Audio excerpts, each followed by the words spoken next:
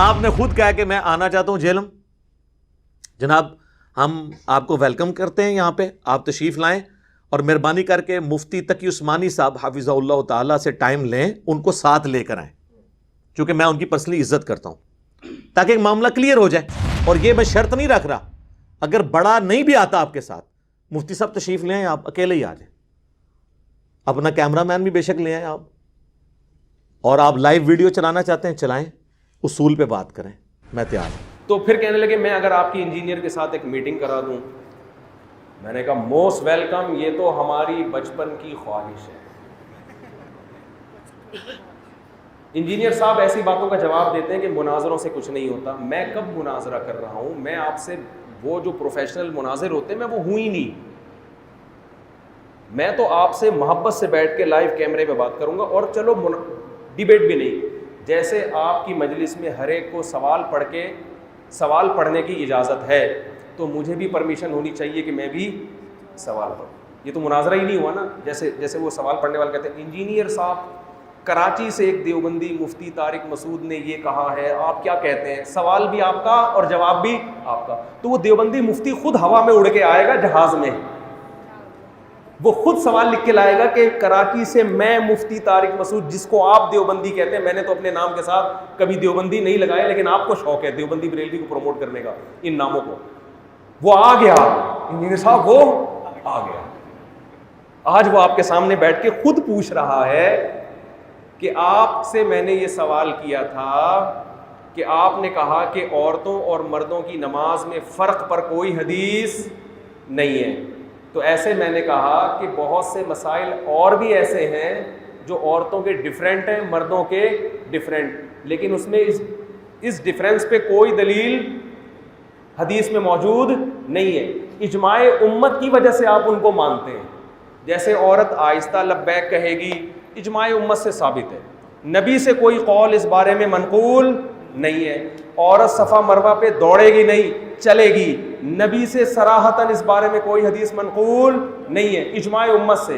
تو اسی طرح عورت مردوں سے سمٹ کے نماز پڑھے گی, اس پر بھی اجماع امت دلیل ہے. اس میں حدیث میں صراحتاً ذکر ہونا ضروری نہیں ہے.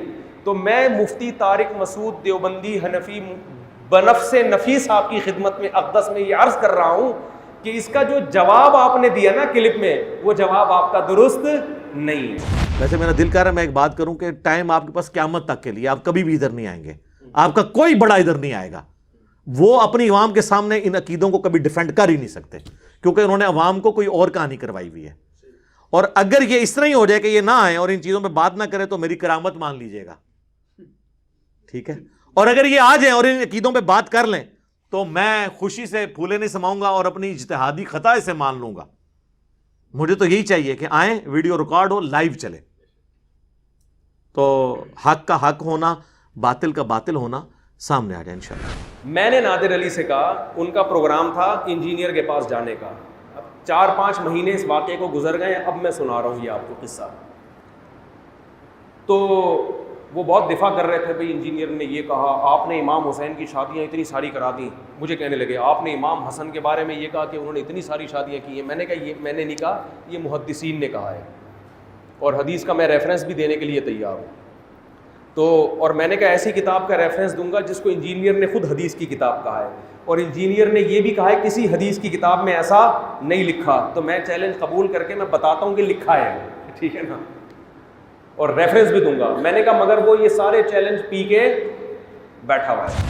ہم تو یقین کریں اب ایک ایک لمحہ جو ہے نا شوق سے گزاریں گے کہ کب مفتی صاحب یہاں پہ تشریف لائیں, ٹھیک ہے نا جی, جب مرضی لے آئیں. آپ جس دن یہ ویڈیو اپلوڈ ہو اس سے اگلے دن ہی بے شک ٹکٹ کٹائیں, آپ رابطہ کریں ہماری اکیڈمی کے اندر. بلکہ وہ میں نادر بھائی کی بھی ڈیوٹی لگا دیتا ہوں کہ بھائی یہ ویڈیو اپلوڈ ہو گئی ہے, مفتی صاحب کو لے آئیں. پھر کہنے لگے آپ کی طرف سے گارنٹی ہے. میں نے کہا میری طرف سے گارنٹی ہے کہ نہ میں بحث کروں گا, نہ میں کوئی سوال پوچھوں گا. پہلی میٹنگ ہماری سموسے کا تبادلہ ہوگا آپس میں.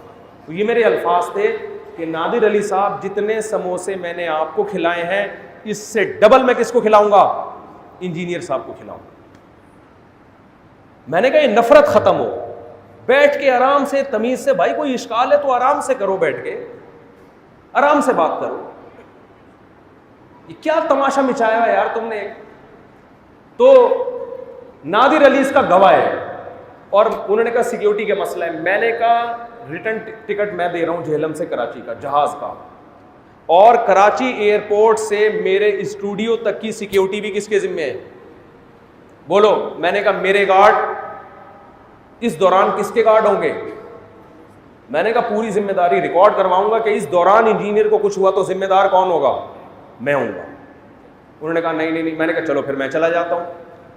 وہ وہیں رہے, میں جا رہا ہوں, صرف سموسے کھلا کے آؤں گا اور کوئی بات